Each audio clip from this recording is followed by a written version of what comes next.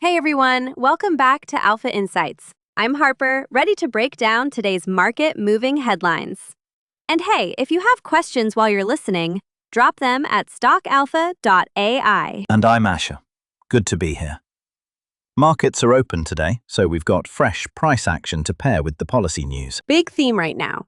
Federal officials just rolled out a Medicare-related program that could let certain care models provide hemp-derived CBD and low-THC products to eligible patients. And it includes reimbursement up to $500 a year. Right, and the White House also convened regulators and industry for an enforcement policy discussion around CBD products. So it's not just money, it's oversight and standards too. That combination signals a more serious federal engagement than we've seen.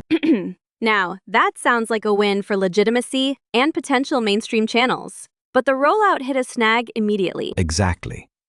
Anti-cannabis groups filed a lawsuit the same day to try to block the reimbursement program, which introduces legal uncertainty and could prompt injunction motions or emergency stays while courts sort it out. Honestly, I was a bit surprised by this one.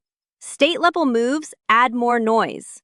A Texas ban on intoxicating hemp flower and vapes just kicked in this week. And in Michigan, industry groups have filed another challenge to a 24% wholesale cannabis tax. Those state actions matter a lot. They can change local sales, push companies to shift distribution strategies, and alter margins depending on where product can actually be sold. So the real question here is how investors should think about the mix of federal-level legitimacy and immediate legal and state-level pushback. Implementation details, like who qualifies to furnish products, where they're sold, and labeling rules, will determine whether this becomes a real demand channel. I mean, when you look at the data, the math matters. $500 a year per patient is meaningful if enough care models adopt the program, but litigation or narrow eligibility would shrink the opportunity. Also watch the OIRA follow-up meetings and any draft enforcement guidance.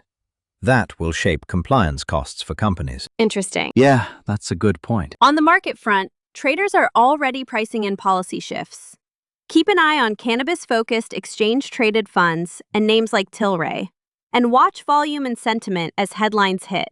But remember, analysts note this is likely to produce episodic volatility. And for risk monitoring, track the litigation timeline for the reimbursement program, any emergency court orders, the timing of OIRA guidance, and the Michigan trial set for September. State rulemaking in Texas and other big markets is another immediate catalyst. Bottom line, federal attention increases legitimacy and could open new channels. Yet same-day lawsuits and state bans or high taxes are clear headwinds. Expect headlines to move prices sharply, but with lots of legal and regulatory follow-through. To add one more data point, internationally, Uruguay reported its illicit market share has shrunk to about 6.7%, which suggests regulated markets can eventually undercut black markets, but that's a slow, uneven process. Also, Maryland extended a psychedelics task force through 2027, which speaks to parallel policy work in related therapeutic areas. Right. Long-term normalization is possible, but it's a bumpy road. Okay, quick recap together. Federal reimbursement and White House enforcement talks boost legitimacy. Immediate legal challenges and state-level bans or taxes create real uncertainty and volatility. Watch litigation schedules, OIRA guidance drafts, state rulemaking, and major trial dates. Got questions? We'd love to hear from you. Head over to stockalpha.ai, where you can ask us anything in the Q&A and we'll answer live. And while you're there, check out more market content. Yep, ask your questions at stockalpha.ai and we'll dig into the filings and timelines with you. Thanks for listening. Catch you next time on Alpha Insights.